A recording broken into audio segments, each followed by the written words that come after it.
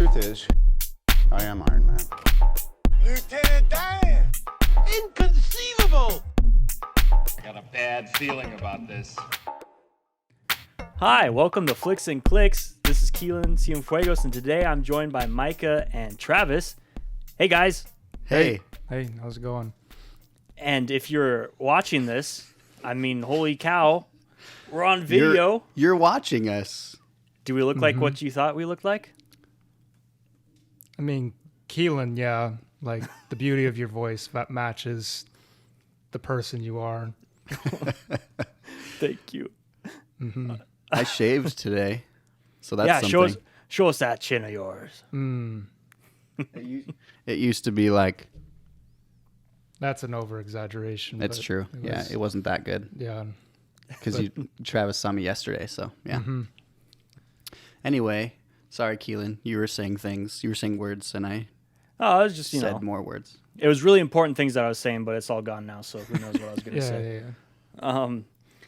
yeah. Yeah, how are you guys doing on this fine, what day is it? Friday. It's Friday. Friday. Yep. Friday. Yep. I'd say it's pretty good. It was my birthday weekend, so I ate like crap, and now I feel like crap. Didn't you because get of a that. massage today, though? I did, but it was the most painful massage. Oh, no. I don't exactly know how to describe how I feel about that massage, because that was just excruciating pain. Like, it's not something you would like. It wasn't the massage I got last time at Massage Envy. First time it was relaxed. I don't know what was up with this person. Massage envy. Yeah. So like, this person like literally dug his elbow into my shoulder blade, and he dug so deeply that I could feel pain on the opposite side of my neck because like the muscles and the tendons that he was getting to. So what did you say? Were you like, please stop? I didn't know what to say. It's like, what do you, I will say that like my back and my upper body in general like feels way better, because I was having back pain because of my work at Amazon, but like that during the time, I don't know, I was not expecting that. Man, I'm terrified to get a massage because I'm very ticklish, and I feel like as soon as someone like puts their hands on me, I'll just start like flailing around and kicking, and so I'm the kind of person that, whoa, this is doing things. Hang on. There we go. I'm the kind of person that when I was in choir in college, we used to do this thing where you'd turn to the person next to you and you'd rub their shoulders down, and then you'd like turn around the other way and do that. And I never did that. They were always like, he was always like, okay, turn to the person next to you and do a rub down. That's what he was said, which always made me feel a little bit weird as well. Yeah, I don't like that. No. So I literally every time was like, nope, and went to the back and was just like hanging out because other people touching me just doesn't, it's not okay. Like I don't like it. Huh. I'm not a touchy-feely guy, so well, I would never get a massage is what I'm trying to say, because it sounds horrible. Well, I wouldn't want to get a massage from the classmate next to me. Yeah, for Especially real. it's the first day of high school. It's like, I don't know you. You don't know me. Don't touch me. For real. This was in college. Oh, this is that's even worse. This was at Corbin, yeah. Oh. No, thank you. What are we talking about today, Keelan? That's true. massagers. What did you say? Massagers? Yeah, I kind of lost it halfway through saying that one word. So, yeah, we brought Travis on because Travis has a lot of really good insight and wisdom when it comes to kind of the deeper side of some of these games that we're going to be talking about. If you've listened in the past, we've done a whole episode on Last of Us Part 2. We'll touch on that a little bit, but I think the meat of this will probably be talking about a game called Hellblade: Senua's Sacrifice. And Travis will be able to go into much more detail about what that game is. I just recently started it. My plan was to beat it by recording, and I started it 2-3 days ago, and I made the decision that I want to take my time with this. I don't want to just rush through it for the sake of this podcast alone, because it is really, I was like blown away by the like 3 hours that I've played of it so far. But yeah, Travis, do you want to talk a little bit about this game? Like introduce us and the listeners to what this game is all about? Yeah, I guess I'll start from when I first ran into it. I I play games, the ones that I can get my hands on. I have a PC. I wish I had a PS5. I wish I was cool like Micah. And Keelan also has one. oh, he does. You got one? Yeah, my friend Jordan, Oh. he was able to snag me one, so That makes me feel even less cool right now. But it'll happen. oh yeah, it'll happen Next one day. year. Yeah, we'll see. But yeah, that would be my choice of console, by the way. And then, but anyways, so my point behind that is sometimes I have no problem watching people play games. I honestly watch YouTube, like I watch TV shows. Like I love guys like the Rad Brad, he was the person that I watched for this game, and I remember seeing that game, seeing the title. It was like Hellblade, Senua's Sacrifice, and I'm like this just sounds like a Texas Chainsaw Massacre. It's like that. That's not like a nice title to a cute video game. That's something else. But it's also a little bit misleading because it's not just a blood and gore game. It's very deep. And so when I finished watching through the game, I was like, holy crap. That stuff is pretty powerful. And I'll get into more of that later, but I left it alone for a while. It's just another game that I watched, and I was trying to, but fast forward about 2 years, my senior year of college, I was trying to figure out what class I was going to do my senior thesis for. And I forget which class I wanted to do it for, but it wasn't going to work out. And so I went up to my professor and said, so do you think I could do something for an independent study, my senior paper? And he said yes. And I could only do one independent study. And in order to get a minor in philosophy, I would have had to have done an independent study on philosophy of video games. And so I felt like I was in a double whammy. I didn't want to do my senior thesis on any of the boring English classes that I was taking, like freaking British literature. I'm a horrible English major. I hate British literature. I'm just going to say that right now. Jane Eyre is a terrible novel. And I'm just... I saw you tweet that the other day. Yeah, and you know what? It received a lot of hate, and I don't regret it. And they can delete me and cancel me. Anyways, so I did my thesis on this video game because I thought it was a more compelling game than other ones that I saw. And the more I watched from this game, and especially from the development diaries, and the more I dived into the plot of this game, the more I was really moved by it. And especially the core value of the game, which was to explore mental illness, or I actually shouldn't use that phrase because the Ninja Theory kind of refuses to use that phrase, but specifically mental states like psychosis and schizophrenia, and just to show exactly what it's like to be in those mental states, and not just to, in their words, have a flat character who just, sees, pizzas flying off the walls that talk to him and whatever, but to have a fully developed character and to completely immerse players in the stimulus that people go through who undergo those mental conditions, and auditory and sight. And I mean, just the way that the audio of the game is developed, the 3D audio, where you can't, first of all, you can't play this game without a headphone. And so, I mean, you could, but like you would be missing out on a lot. And that was the way the audio was done, so that you could hear voices, 360 degrees around the room. It was done just solely for the point of representing what it's like for somebody to undergo psychosis. Yeah, I played it very briefly, and the same headset that Keelan has now, I had at the time. Well, it was a little bit different, but it's 3D, and I think I played like the first half an hour of it and was just blown away by the audio quality and just the way they mixed everything. It was terrifying because the whole time there's 5, 6, 7, 8 people talking to you in your ear, and because of those 3D audio, and I was playing on PS5, it was like they really were like right next to me. A couple of times I whacked the microphone. No, a couple of times I looked back and forth and was like, because I was also home alone, which was probably a bad idea. And the door was unlocked because my wife was not home and she didn't have her keys. So the door was unlocked. It was dark and I was by myself.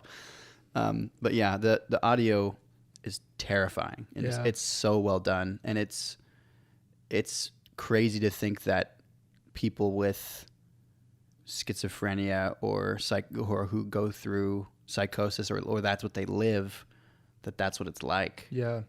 And it's like, I'll just say right now, like every other game's audio before 2017, I would say the next game that would match that would be The Last of Us Part 2.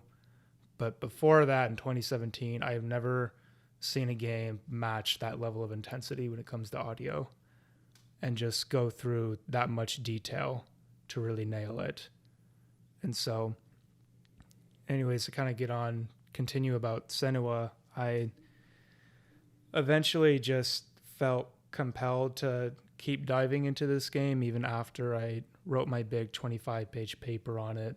And I eventually ended up giving a lecture at Corbin University for the philosophy of video games class, which no longer an independent study. It's in full swing, which I'm very happy about.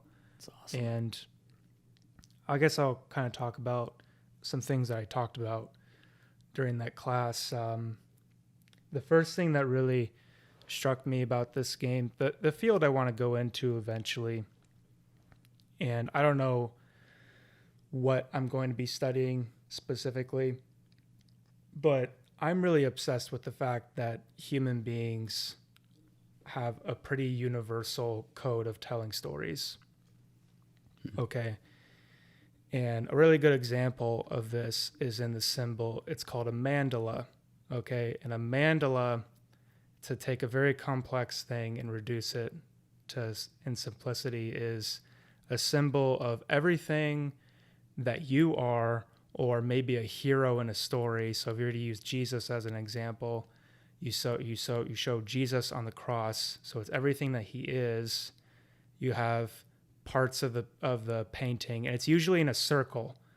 Okay, the mandala, and you have a symbol for the salvation he might bring, or maybe the damnation he might bring to others, and then you show maybe at the top of the painting a vision of the future when the end of the world comes, and there's people going to heaven, but maybe on the bottom there's people going to hell. So it's a picture of everything, a character, a person, a hero, everything they are but could be, which is kind of an interesting thing to think about. It's your potential self, and it's a symbol that's used cross-culturally across all religions. Okay, people try to portray a hero or a myth just like that, and they usually use a circle too, which is pretty striking. And so I was doing research on this game, and we get to a point where it was during one of the dev diaries, and I forget the man's name, but he's called the head ninja in Ninja Theory. So he's like the main director dude. And he's talking about how he's trying to put this story together. And the story of Senua is not a linear story. It goes over various memories of Senua's life and the trauma that she experiences. And he's trying to construct a map for this. It's like, how do you construct a map for that makes any sense whatsoever? And so the game dives, and I'm going to talk about this later, but it dives into Norse mythology runes a lot. So he's like, I'm just going to put Norse mythology runes in a circle, okay? And it's going to mean Senua's past and herself and the present and everything she could be. So the way that he developed the story, which is Senua's story, and it's also a reenactment of Norse mythology, was in the form of a mandala. Because that's, when you see the picture in the video, that's exactly what it is. So he created, without the prior knowledge of how religious thinking works and mythological worldview, creates a mandala that is exactly what human beings have been doing for the past, 10,000 years. Crazy. Wow. And so that blew me, that really sold me right there, as far as like just to keep looking into this. And it just it amazes me that he can do that and not have that prior knowledge. So he made it on accident, Yeah. essentially. Yeah. Wow. And it kind of brings up the idea. It's like, well, we're making a video game right now, but it's also a story. And so the story has to act under some universal basis. It's because it's a human being that's making it. And so whether consciously or unconsciously, we produce stories that, even if they're modern, even if they're digital, still act out the same structures of ancient mythology. And so that's what sold me right there.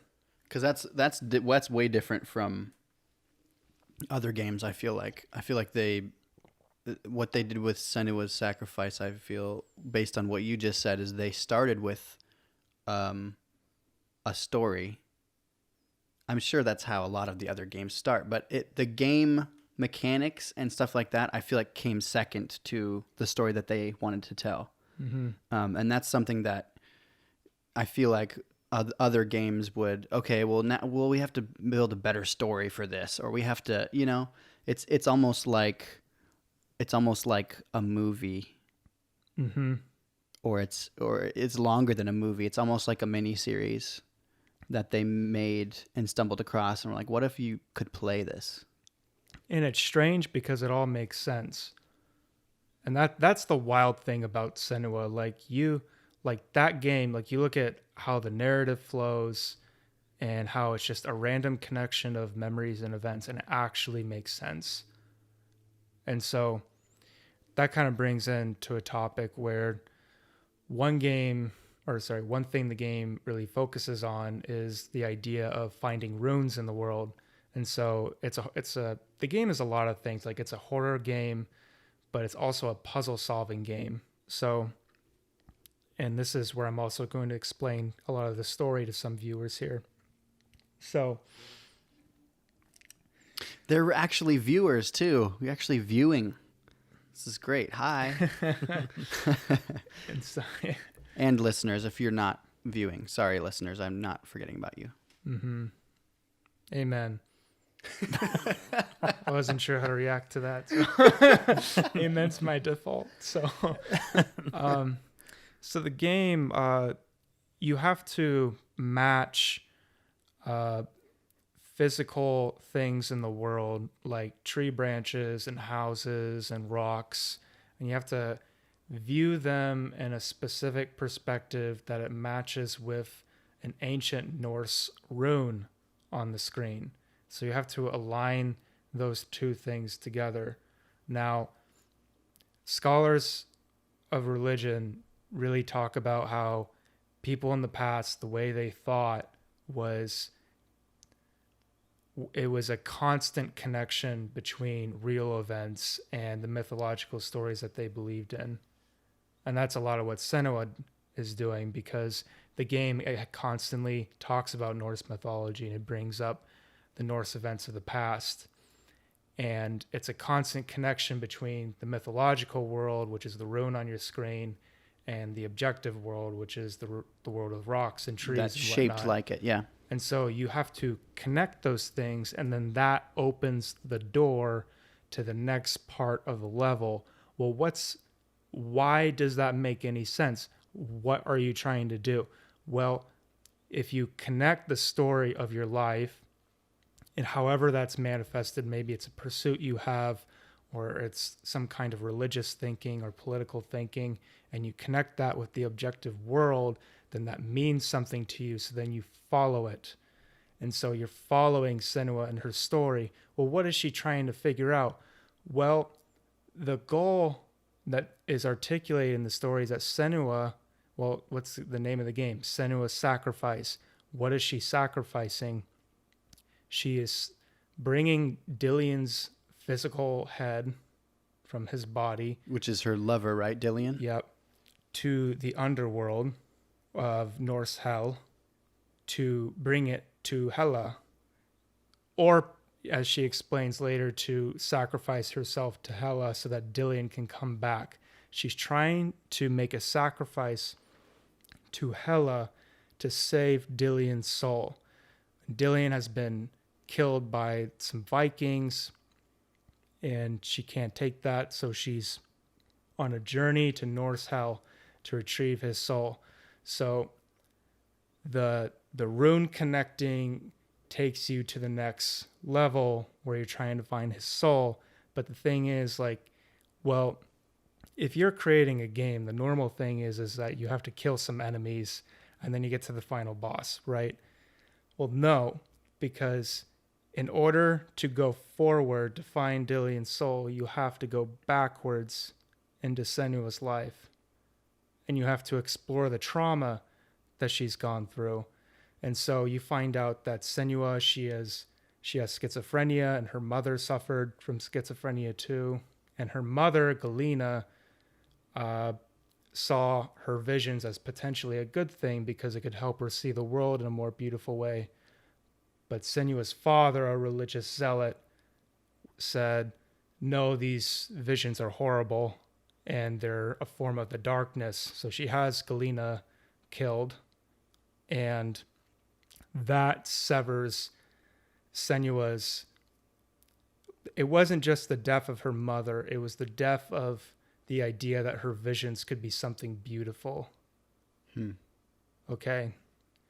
And that's a big part of the game, because physical events as they manifest in the world aren't just physical events. A person's death is not just a person's death. It's much more than that. It means something deeper. And so the death of her mother is the death of potential, and that her visions could be beautiful. Now it's only darkness. Eventually, through her life, she meets Dillian, who resurrects the idea of her visions being potential good. And so she goes to live with him for a bit. There's a plague in the village. Everyone believes it's Senua's fault because she has visions. So she journeys into the wild to confront her darkness, let's say. She comes back. Dillian is dead.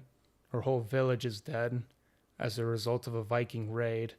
But that's not what it means to her. What it means is the darkness has come, that is within me, has come and killed everyone in my village and Dillian, and it's my fault.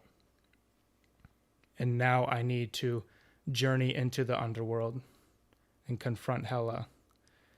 And so she's on the journey, and you, the player, are going with her.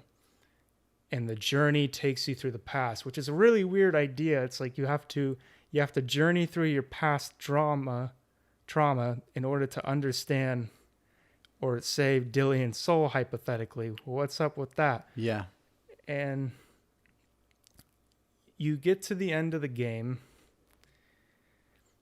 and there's a voice in the game that is referred to as the shadow. And the shadow, this must be clear. The shadow is not the darkness.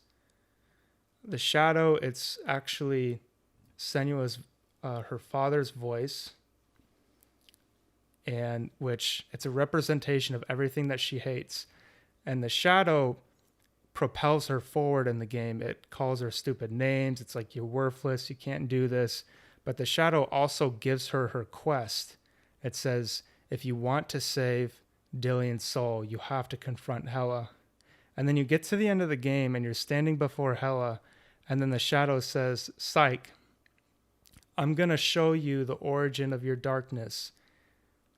which is her mother's death. And so you see her mother dying, and the darkness says, the source of the darkness was this event, and it's traumatized you, and I sent you on this quest to set you free from your darkness. And now you have to let go of the fact, you have to let go of the idea that Hela is a real thing that is torturing you, that the darkness is real. You have to let go of that. And the darkness is your visions. Sometimes they can be beautiful things, sometimes they're bad things. But the darkness is not a literal Hela in the world, and you need to let that go. And Senua refuses to. And so she battles it out with the boss. You're the player, you're having the final battle with the boss, and then you're dying. It's not the ending you usually get. Instead, you're dying in the end. And then you do die. And it's then that Dillian's voice returns to you, the player, and to Senua, and says, you can't have your visions, which are only good, without the darkness. You have to accept the fact that death is an inevitability of life, and that this darkness will always be with you in some way. And then the thing that you realize is Senua, okay, if Hela is real, if the Norse gods are real in the game, then Senua's quest is real, and she can save Dillian. But they're not. And so at the end of the game, you give up Dillian's head. And you say, I can't bring him back. And that's your sacrifice. And that's it. So the goal to save Dillian was to let him go. And it was only through that you could realize that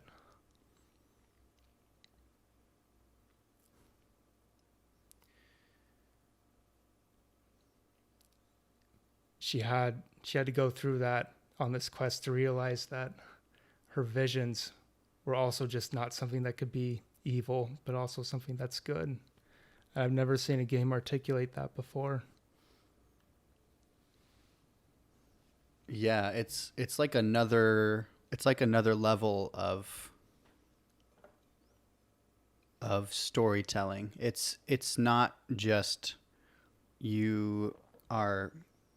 it's not what you said. It's not what Senua's reality is. That's not essentially which would be a good game, right? They take it 2 or 3 steps deeper. It's not just Senua trying to sacrifice herself to bring back her beloved, right? Mm-hmm. Which is a noble quest for a game to do. It's not about that necessarily. You find out it's all in her head. The whole time she's wrestling with herself. She's wrestling with what they call the darkness inside of her, right? And essentially it's just her letting go. Mm-hmm. And that's another level. It's top-notch storytelling. And do you think that's something that they meant to do from the beginning? Not from the beginning, but definitely in the end. And the thing that really strikes me about this game is, and I think this was fairly unintentional right here, was that's not just how people with schizophrenia are. That's how everyone is. Yeah, definitely. Because, like, what if the quest you thought, you graduate high school.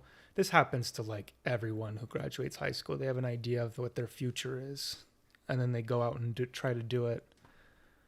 And most of the time they fail because their quest was an illusion. And a lot of people give up and say, well, I have no story. My story was an illusion, so I'm just going to say there should be no story at all. which is heartbreaking. But also, if you never went to college, if you never went on that story, you wouldn't have found the next one. If you never went to college, you never would have found your wife or your husband or the other career that manifested itself to you when you pursued your illusion. And if you take the worldview that is in the game and you apply that to your real life, and you realize that no illusion that you have is without, it's just, if you realize that the illusions you might have about yourself or that you're pursuing, that they're not just evil, that they might be potential and lead you to something good, like what can stop you, man? It's interesting that you use the word illusion instead of dream. Right? It's you're trying to follow your dreams. No, you're trying to follow an illusion. Which is a very, I don't know, pessimistic way of looking at it, but it's more realistic. Yeah. In a way too. It was interesting to me because I know almost nothing about what people who have schizophrenia will go through. I just know that their mind doesn't work the same way mine does, or the same way that most people's work, right? It's just the thing for me that was interesting, and which was interesting for me in the storytelling perspective, was that they get focused on, like fixated on these quests. Yep. And they have to do this. It's almost like getting sucked into a video game. Yeah. Which is genius to make a video game like that. Keelan, I'm interested to hear what you're thinking about right now. Yeah, well, like I said, I'm maybe 3 hours into the game. Did you watch the ending? I did, yes. Yeah. And Travis and I talked about this like 3-4 months ago. Yeah. That was November, October, something like that. And so I think that's when I first, that was before I played it, but we talked about kind of the whole thing of what the major themes was about overcoming grief and learning to let go and battling, or maybe not battling your inner demons as much as Senua does in the beginning. I'm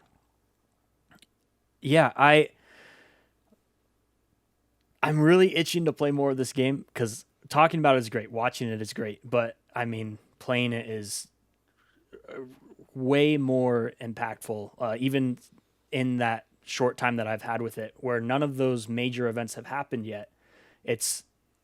I mean, like what Travis said in the beginning, you could not do this in a movie or a TV show.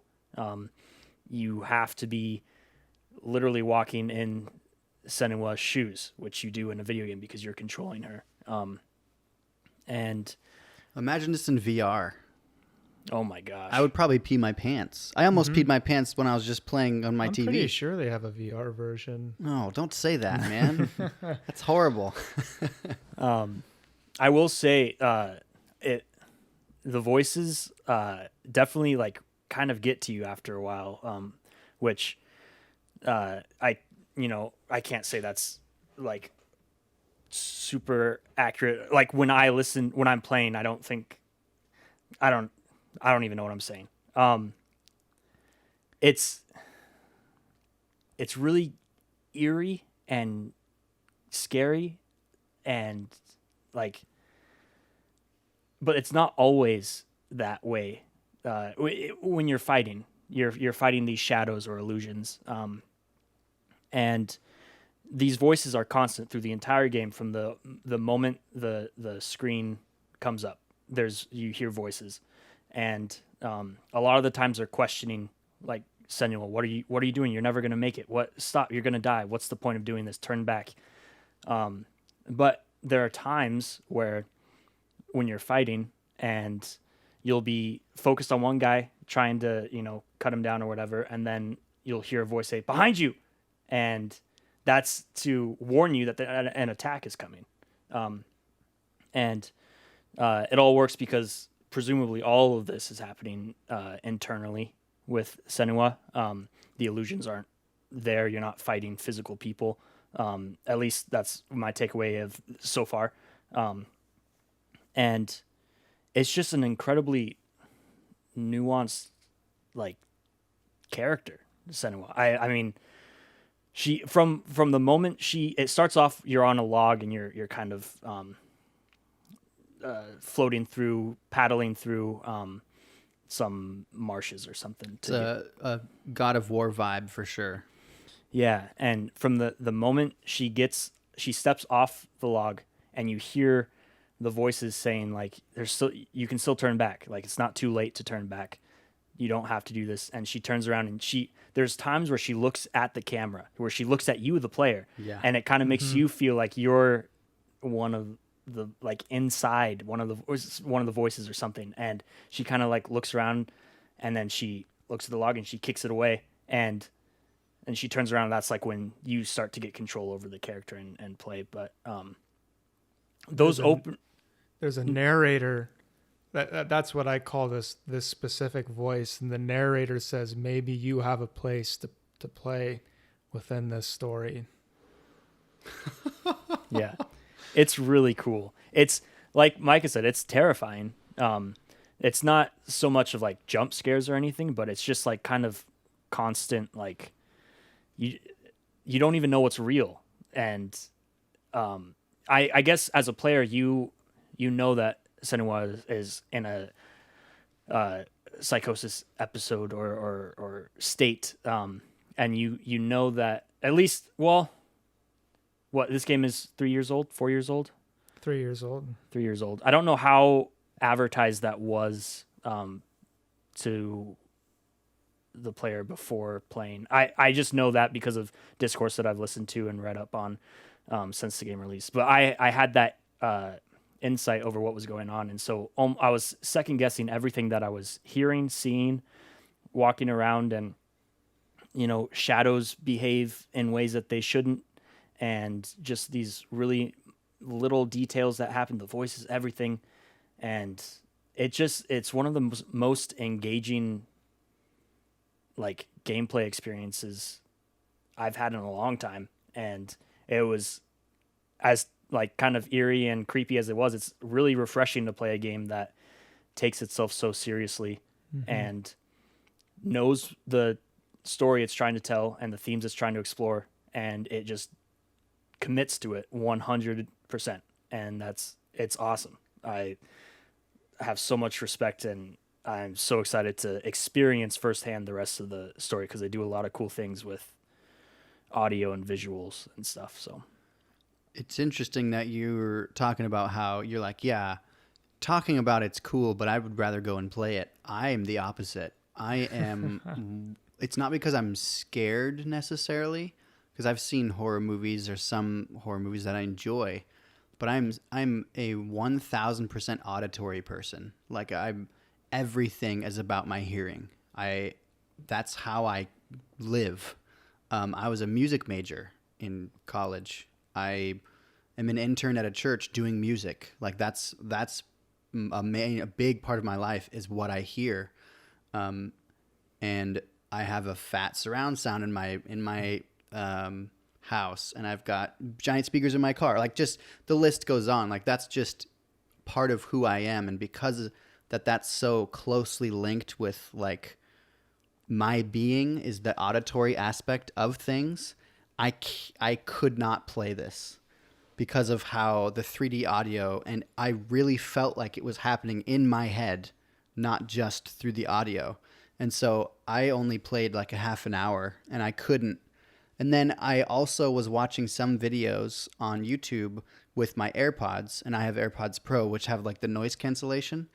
And even that was too much. Like, I had to just take it and put it on my phone and just do my phone speakers, because I would get too pulled into it, and too, like, it would literally make me tense up, and my heart rate would go up like crazy. And so that's they immerse you in Yes. other ways too, and it's one way they really get you in the game, and this is a very unconscious thing within the game, is A, the use of the soundtrack, and B, the use of the storytelling.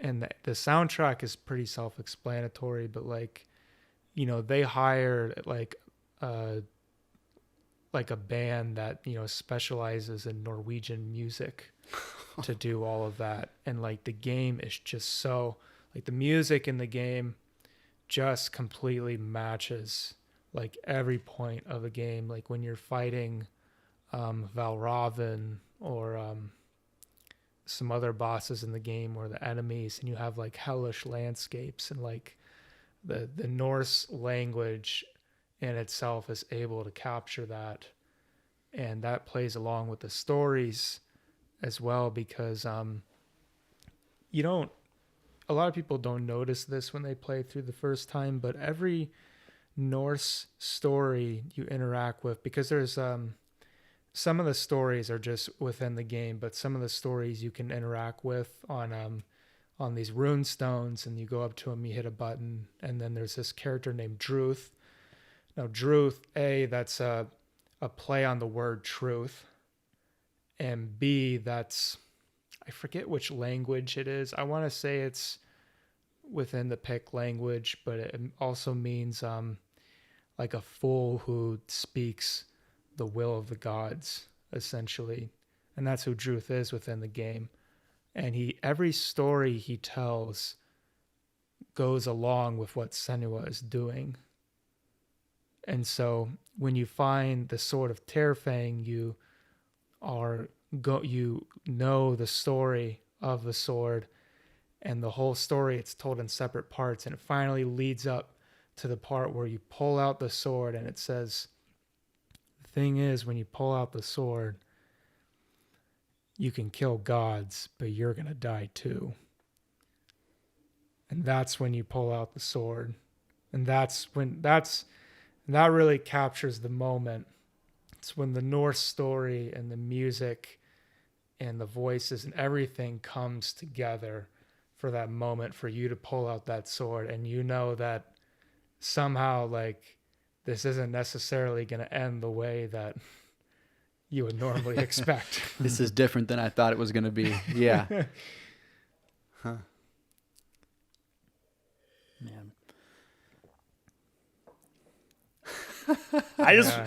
It's just so different from any other game. Like, this isn't Lego Star Wars, right? This isn't even Uncharted. Like, Uncharted's got some cool themes in it, and there's a very big family theme undertone in Uncharted 4 specifically.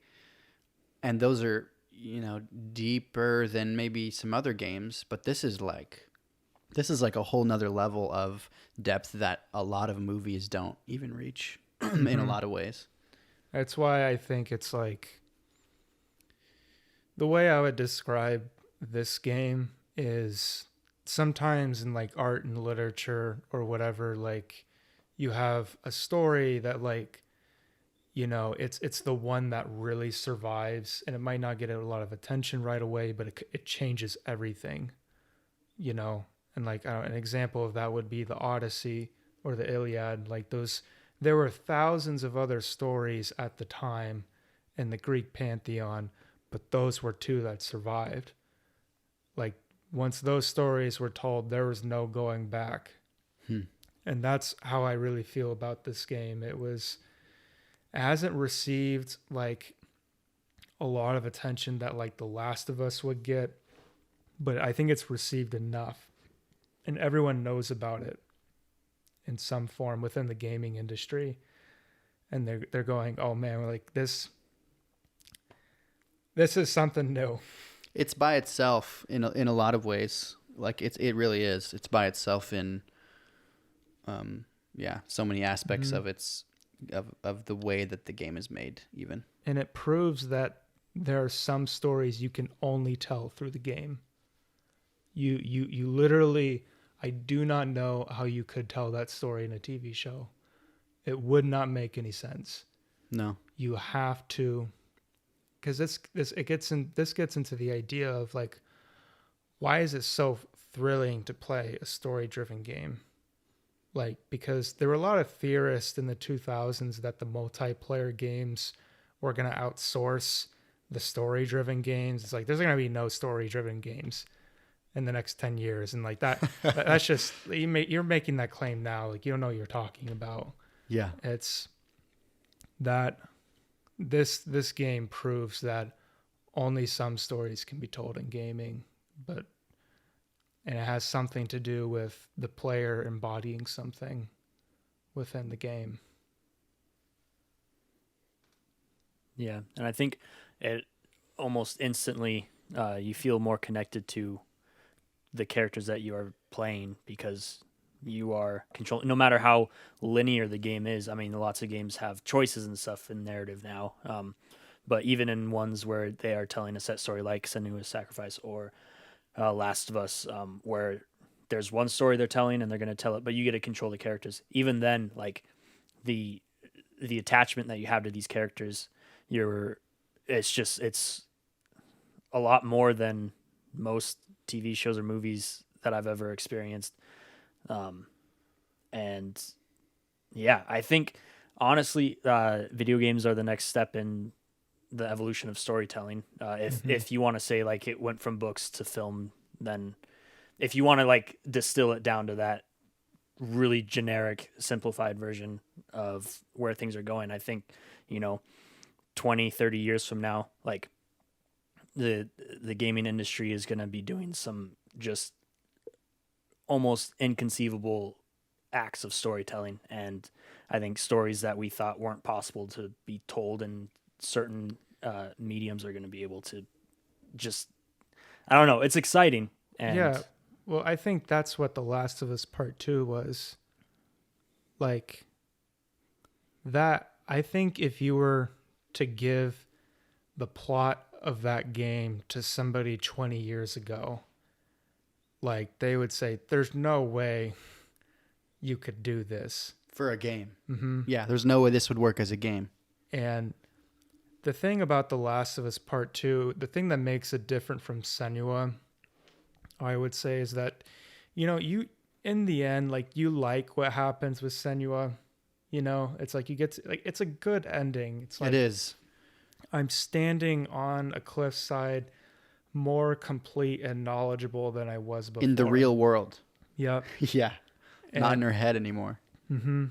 And then in The Last of Us Part 2, you fully embody the spirit of revenge in the most lovable character. It's like they took a character who was just so loved by the gaming community and have her fully adopt the murderous revenge of people around her. And the game, that game even goes to some lengths like Senua. Like I talked about, like they have Norse mythology stories that mask what's going on. And The Last of Us Part 2, you have a revenge story. And then you go into Seattle where two warring parties are having an endless cycle of revenge. And you're picking up notes from all these different stories and the levels that are all about revenge. Every note that you pick up is about revenge and some tale. And that game says, if you embody revenge as an individual, you not only end up destroying everyone around you, you actually end up destroying society itself until there is nothing left. And that's exactly what happens to her in the end.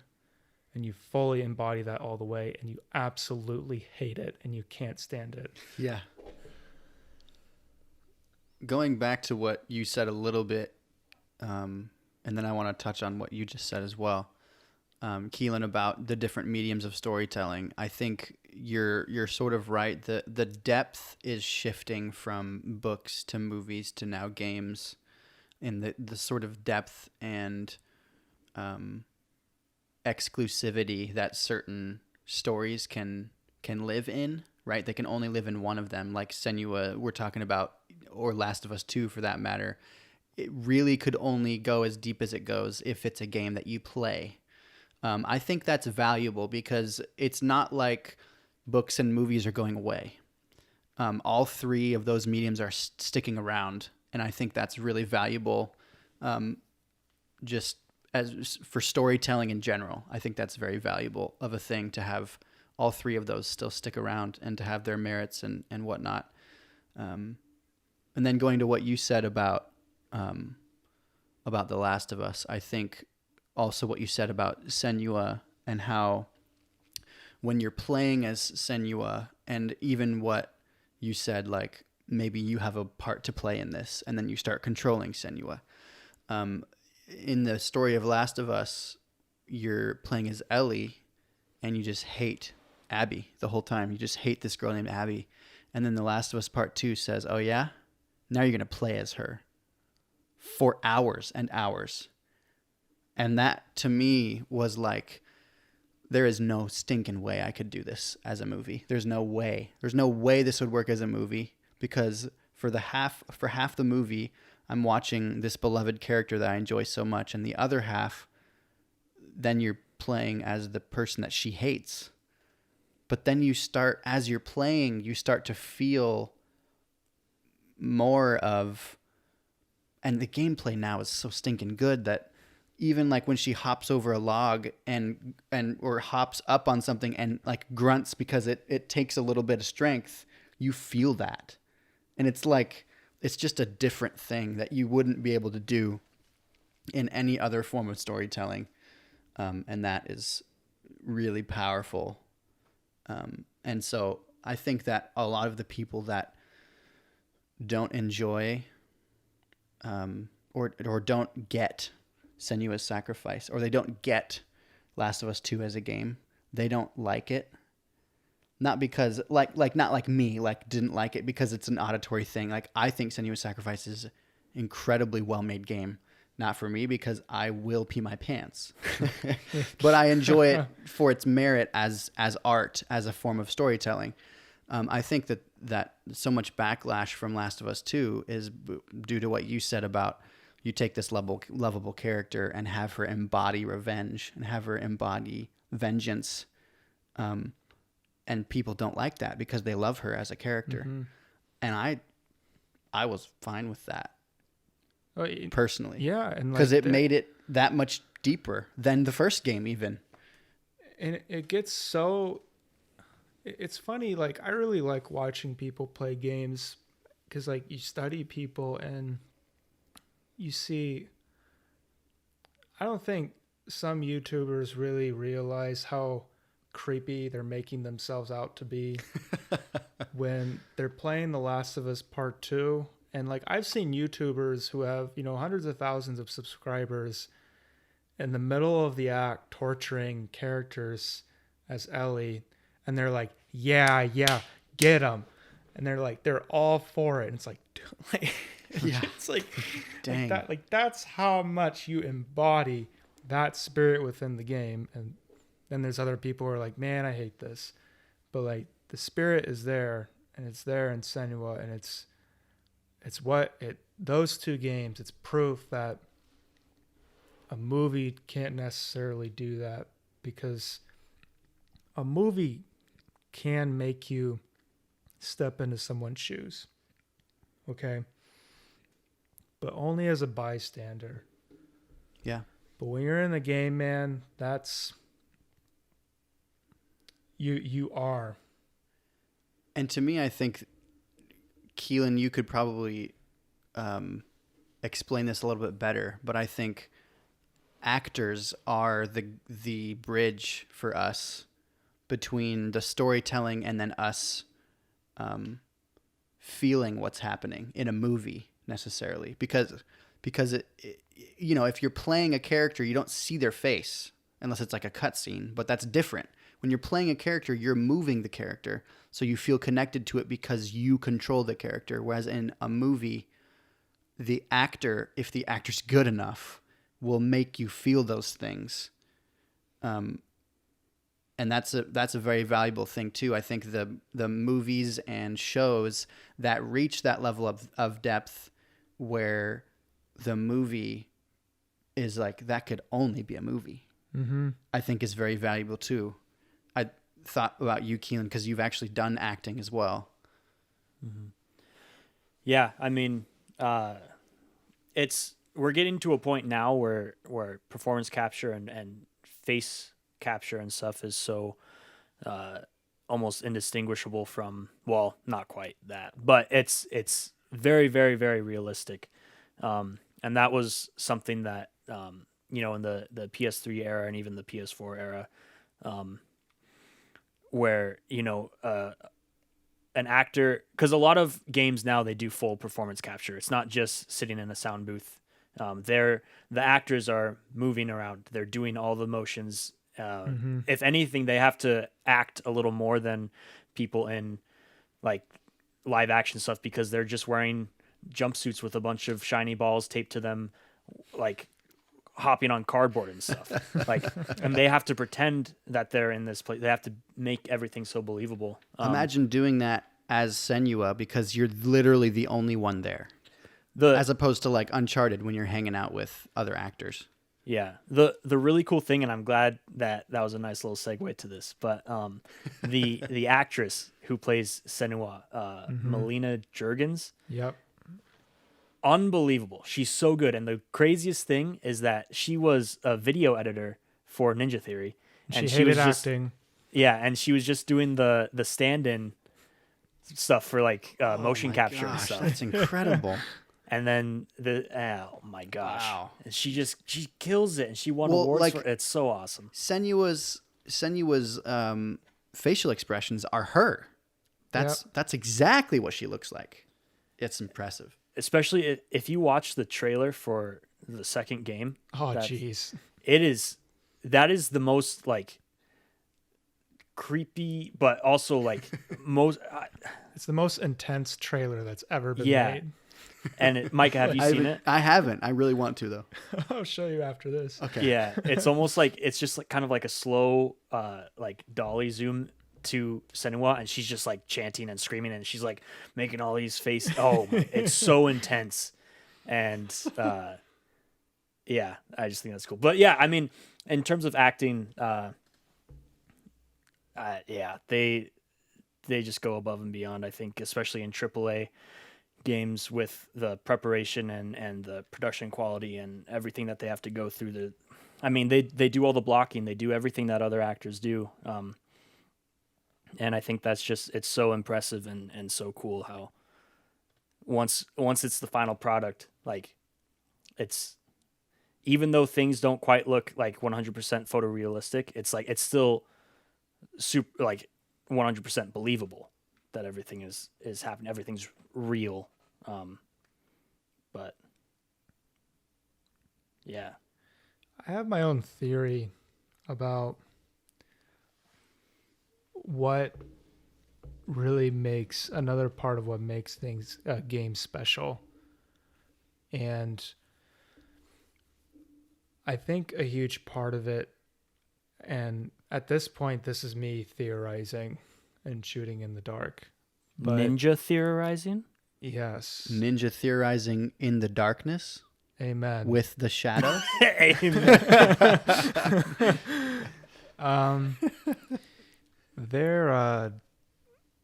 I read a lot of mythology, a lot of lit crit on mythology, and in mythology, like you have these books in the ancient texts, but you have to remember, like 99% of it is ritual, of the past. It's not just the stories, it's the rituals. And movies and books and TV shows, they kind of have a ritual. Like movies, like you have the ritual that you go to the movie theaters, and there's something better about that than sitting in your living room. Sure.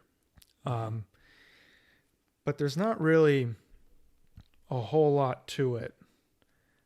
But there's something about games where when you sit down and you become, there's something about games that you become the character that you're playing. Even if it's not like an open world role-playing game. Just a straightforward game, you become and embody that character. And in the rituals of the past, a misconception about the rituals is that you do this magic hocus pocus dance, and then that makes the rain come down. That's not what you're doing. The ritual is, I am I am doing something which captures the meaning of the beginning of the world, of the creation of the world, of the upkeep of the world, of the hero who saved my culture, and I am becoming that hero right now within this ritual. That's what happens in ancient rituals. That's why things get buck wild in ancient rituals. You hear about the craziest things happening, and people just they talk about it's like becoming a different spirit and having a spirit come within you and control you.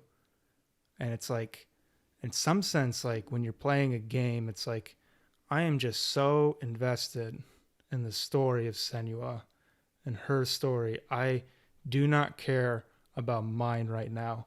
I am with hers, and I'm following it to the end. It's a ritual. Yeah, something that I can always see as a sign of a really great game or a really engrossing story, narrative, character, what have you, is if I'm playing and I have the option to run, but I don't because I feel like the character wouldn't be running right now. Yes. And that Yep. almost the whole time playing Senua's Sacrifice, I'm walking. Or, same with Red Dead Redemption 2 is another big one where the story was so engrossing, the characters were so good, and I wanted Arthur, who's the main character in Red Dead Redemption 2, I was like, oh, maybe, he probably wants to go for a drink right now. So I'm going to get on my horse. I'm not going to like full on sprint over to the town. I'm going to gallop. If I go past the guy, I'm going to say hi or whatever, and I'm going to keep going. And there's just something, if I was watching a movie and he was like, I'm going to go to town, and then that happened where he was just like lollygagging and talking to people on the way, I'd be like, just hurry up. Why wouldn't you just cut this out? Yep. Like, get the story going. And I mean, just there's something about games where it's like even those little tiny things are engaging enough to keep you invested, and it also fleshes out the character, the world, the story so much more, because that's how we behave in real life. We don't, there's those funny videos of like what if we all acted like our characters in video games, or what if we moved? Yeah. And so they're like, Yep. they're sitting at the table and they want to get something from the fridge. So they get up and then they just sprint over to the fridge, which is like 2 feet away.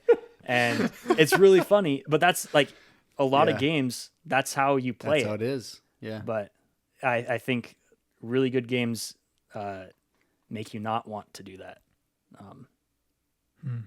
But Yep. yeah.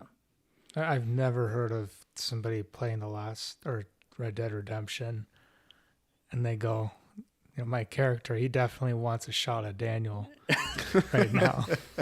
Well, strolls over to the bar and I feel like that's your kind of game, Travis. yeah, unfortunately. You're gonna have to get that on your PC. Have you ever Yeah. played? Have you ever played it, Travis? I haven't played Red Dead. Have you watched watched? it though? Yeah. Okay. Yeah. Yeah. Again, it's a very linear story. There's a few choices you can make. There's different outcomes depending on like your morality of your character. But that's part of why there's that little bit of role playing involved, because your characters, the story is going to go the way the story is written to go, but there's little minute details that can be different depending on how you live your life as Arthur Morgan. And I think they do a good job at that in that game. And so, yeah, that's why it's fun to just walk. Maybe I want to go fishing. So I go fishing, or I want to go hunting. There's chores in that game, chores in the camp where you have to go move these bags of sand over to this guy because he needs them. You don't get paid for it. There's nothing. You don't get any like buffs or anything. But you're like, well, I haven't done a chore in a while. It's probably a good time for me to do a chore because people are going to start Asking why you're not doing chores. Yeah.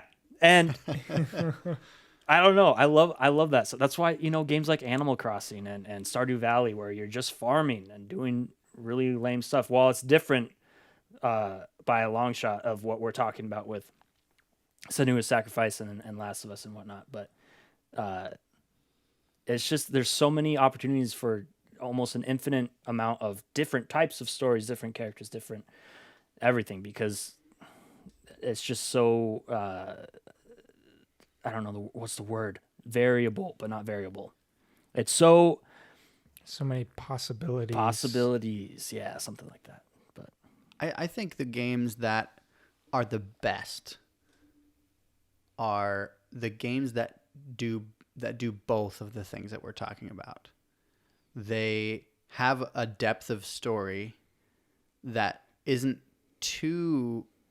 It's not like Last of Us Part 2 or Senua's Sacrifice where it just blows you away. But there's a fun aspect. I wouldn't call Senua's Sacrifice a fun game, would you? No. I think Last of Us Part 2 was kind of fun, but killing zombies is kind of fun. So that game's weird because it just has its moments. Yeah. Where it's like just when you are with Dina riding to Seattle in the beginning, like you're literally just on a horse for like 30 minutes, and then you're going around the city for even longer, and you're just looking for stuff. But then the conversations they have are just so good. Yes. And Yeah. it's like, man, like this is perfect. Yeah. I would rather not be doing anything right now. A game that I was going to mention, it's Keelan's favorite and Tyler's as well. God of War, I think, is one that does both of these exceptionally well. And that's why I think it makes sense that it's your favorite game of all time, Keelan, because it stretches over such a wide body of people who will enjoy it.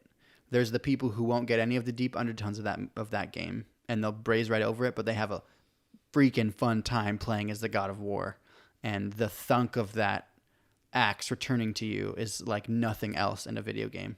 But then there's the people who play it more for the story, more for the father-son relationship in the game that has layers and layers to it. And, you find out that the boy doesn't know that he's a god.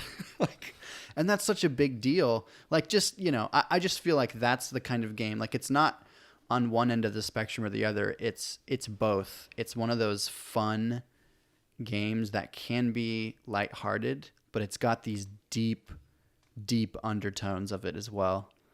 I think those games are ones that maybe aren't like, oh, this could only be a game, but its best form is definitely a game. And it's something that reaches so many people and is so popular because so many different people that like so many different games are still going to like that game because it does so many things so well.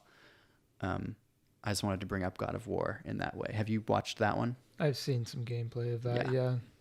And that one definitely, and you're talking about the most recent one. Yeah, like 2018.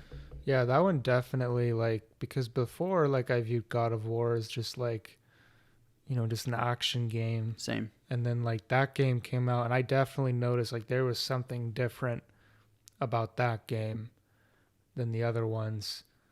Like, you're kind of like the God of War in that game, like the main character, what's his name? Kratos. He, like, his character, he's not the same.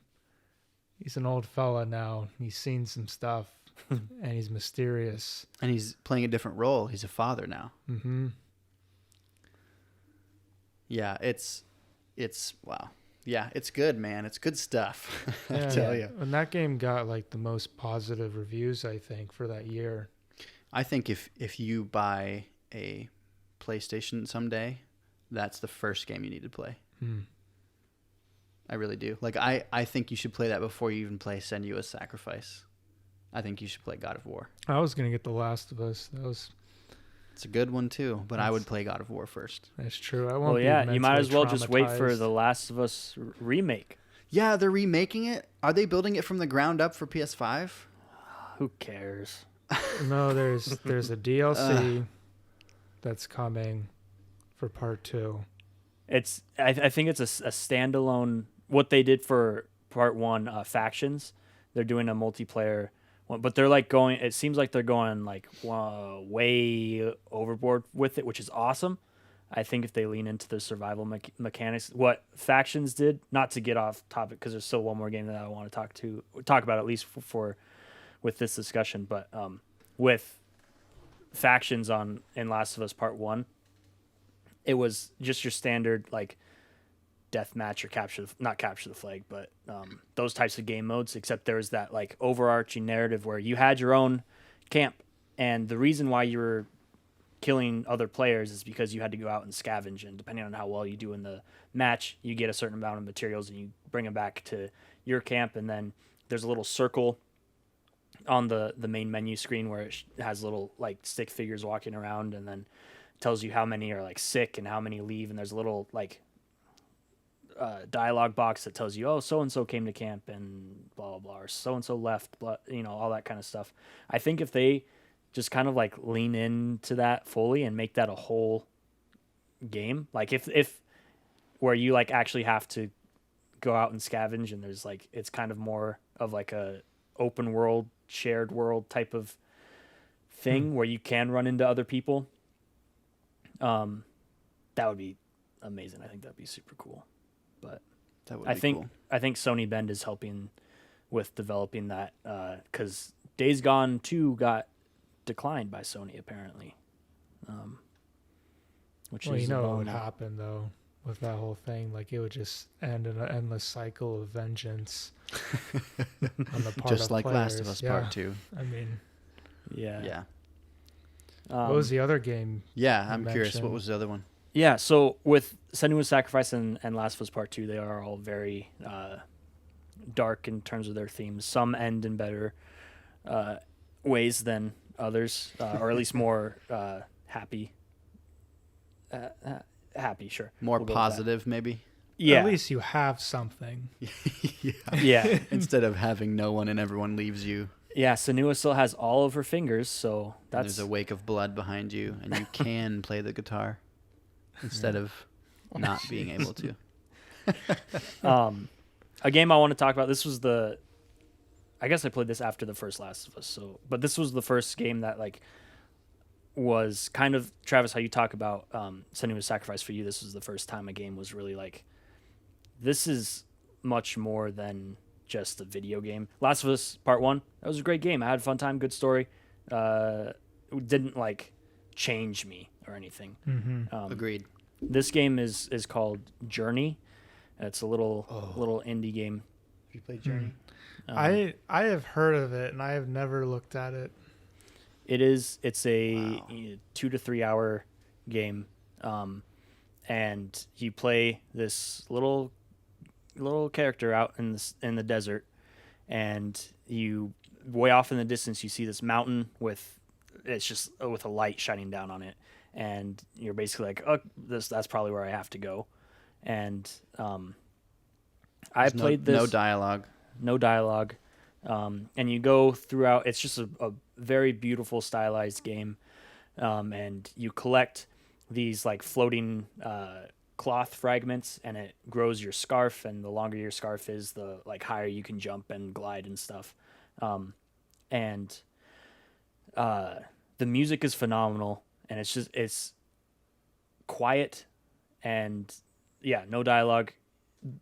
One of the really cool things is that it's like kind of multiplayer, but randomly. And so you can play through the whole game and never see anyone else, or you can play through the game and you might encounter someone who looks just like you. And you can't talk to each other, but you can, if you hold like square or circle or something, your character does a little like, boop, and like a little bubble pops up and then floats away. And then that's how you communicate. You're just like, boop, boop, boop, boop. And then you can go on together, and then you'll probably end up getting separated. Someone doesn't make a jump, and you just keep going on your own journey. Amen. I played this game for the first time probably within a month or so of I lost both of my grandparents in an accident back in 2015, and this game like hit me on a very spiritual level, especially, and I think it was anyway, yeah. You go on this long journey, and you're going through all these ruins, and sometimes you meet people, sometimes you don't, and you get closer and closer to the mountain, and the closer you get, the more obstacles that come in your way. The more darkness too. More darkness. There's a point where one of the most beautiful parts of the game, aside from the ending, you're sliding down this huge dune, like these ruins that are like just covered in sand, and the sun's setting, and the music is like really just awesome. And you're sliding down, and it feels like this is the big climax, and you're jumping, and everything's working out perfectly. You have you meet like these like flying cloth. They're almost like manta rays or stingrays that like go into the sand and out, and you're like, everyone's like working in harmony, and you're sliding down. It's perfect. And then you come around this corner, and you slide down this hill, and then there's just this giant pit, and you fall right down into it. And I think that's the first time you go underground, and the whole atmosphere changes. No more sun, no more like the whole game was like this golden, just beautiful color scheme, and then you fall down into this pit, and it's just dark and blue. It's almost like you're underwater at times too. Yeah, and then there are these monsters, and you have to hide from them and escape and stuff, and then you finally get out, and it's another big triumphant moment when you get up out of the pit, and you're at the mountain basically, but now you're high enough where it's not sand anymore, it's snow. There's like a huge snowstorm, and you're trying so hard to get up to the top of this mountain, and then you finally got past all the monsters, and it's just a straight shot to the top of the mountain, and you keep going, and your cape and stuff is flowing, and then it starts to flow less because it's getting frozen, and then all of a sudden you're like inching forward, and you stumble and you fall, and then it like fades to black, and then there's like a beat, and then there's another character comes up that looks just like you, but is like taller and all white, and they touch you, and your scarf that you have been building every time you pick up cloth fragments just gets like extraordinarily long. And so this thing that you're trying to build up, and you feel pretty proud of it, after a while, because it's gotten so much longer than when you start. When that character touches you, it's way longer than you could ever like make it on your own by doing all that stuff in the game. And then you just like get all this energy, and you like jump up, and you go through the clouds, and then you're up at this peak, and you're above the clouds. You can't see the desert, anything, and you just see all these mountain peaks and all these different cloth animals that you have met along the way. There's just hundreds and thousands of them all flying around up there, and the music is again super good at this part. And throughout the game, when you do those jumps and glides and stuff, your scarf lights up, but as you do more, the glowing part fades, and you have to recharge it or whatever, and so you always have to like find areas where you can recharge your scarf, but that doesn't happen when you're up above the clouds. It's always charged. It's always like, and you can just glide and jump wherever you want, and it's so great. And then there's waterfalls and green and all these colors that you haven't seen at all in the game because they're not present. And then you get to the top of the mountain, and you walk towards the light, and then it ends, and that's it. And that just like wrecked me, and it's so awesome. Oh my gosh. It's such a good experience. Essentially, if Pilgrim's Progress were a video game where you play as a little caped man that was 3 hours long with no dialogue, that's exactly what this game is. Because not only is it exactly what Keelan described, but you can make it there quicker, or you can go left to right. There's these like temples at the beginning. You can go left to right, and it takes you through different stages. If you go to the one straight to the right, it's like a 45-minute game. You go straight to the pit, and then you go up the mountain, and you're done. It really is like everyone's journey is different. And even when you're that close to the mountain that's lit up or the celestial city, you can still fall straight to the pit. It's incredible. I'm surprised you haven't found that one. I do have to look into that, because that's really interesting to me, and this is why I believe in like universal stories. Like that story could only make sense if human beings just had a capacity to understand that, because like you said, there's no dialogue the entire game, and your vision goes to a mountain, right? And then like, why is it that your first initial instinct is like, well, I gotta go to the mountain? It's like, it makes no sense. Yeah. And it's like, why do human beings like build these beautiful shrines and these things? Why do we have pilgrimages to mountains? Like, it's just like, go find, the freaking hardest thing to climb up. And it's like, well, yeah, I gotta go up there. It's like, what are you gonna find up there? It's like, wow, it's my spiritual journey, man. Yeah. It's like, why does that make any sense at all? But then it does. Because of storytelling. Mm-hmm. And it's also like, it's just, and then there's the idea, it's like, you gotta go into a dark pit. Like, man, that's every story right there. It's like, you want to get to the top of that heaven thingy over there, You whatever gotta go it through is. some crap before Yeah, that. that's right. So you gotta go to hell. Yeah, pretty And much. That's beautiful right there. Keelan, have you played Rime? I have not. I want to though. You really need to play Rime. So, Travis, do you know about Rime? No. Rime.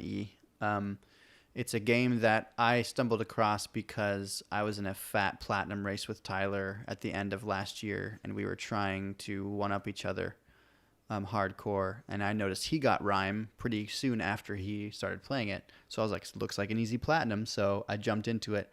Little did I know that it's one of these games there's also no dialogue in the entire game. You play as this little boy who doesn't have any weapons. The only thing you can do is you push one button and he kind of yells, "Ha!" kind of like that, and it lights up things. It like will light up lanterns, or it will start braziers on fire. That's pretty terrifying, that part right there. And the whole game you play as this little boy who's journeying towards something. And I'm not going to spoil it for either of you because I think you really do need to play it to find out what's going on. But that was one that while getting the platinum, I was like, man, I should have just not cared about the platinum. This game it's something else too. It's one of those little standalone games. It's a lot like Journey. It's a little longer. Mm-hmm. I think it's probably about 8 or 9 or 10 hours a playthrough. But it's one worth looking into for both of you. I think I would recommend for sure. Yeah, I wish I had that ability though. Ha! Ah! And then there's nothing but fire.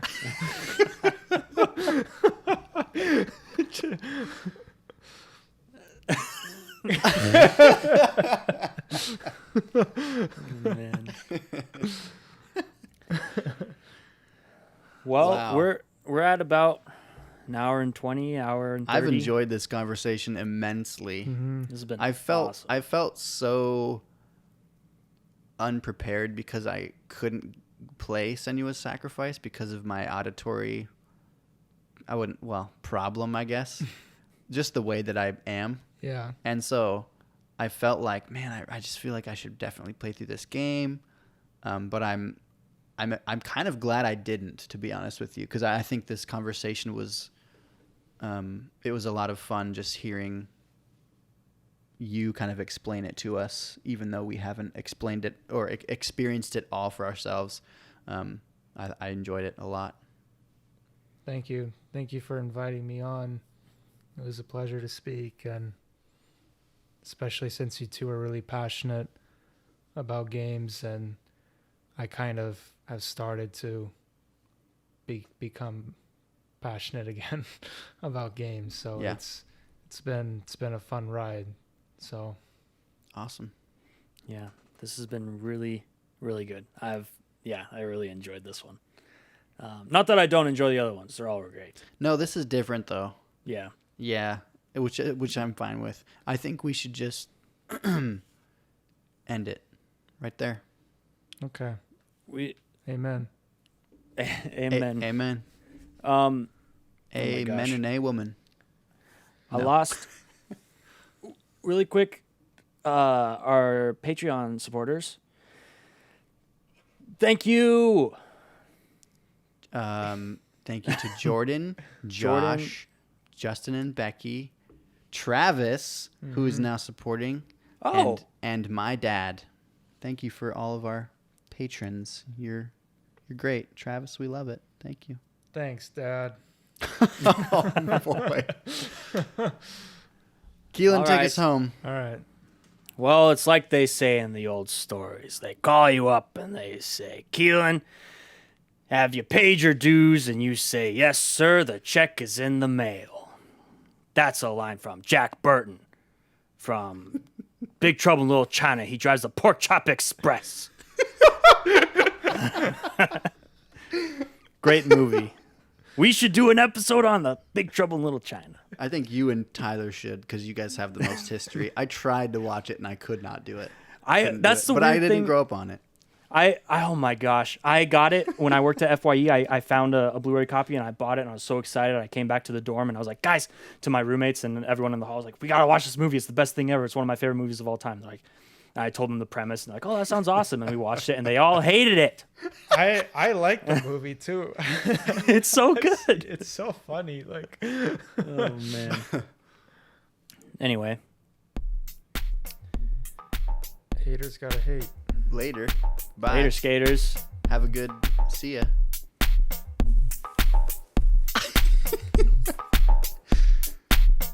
I look like a gnome. You look so different. I don't like I that. did not like that. Like completely transformation. different.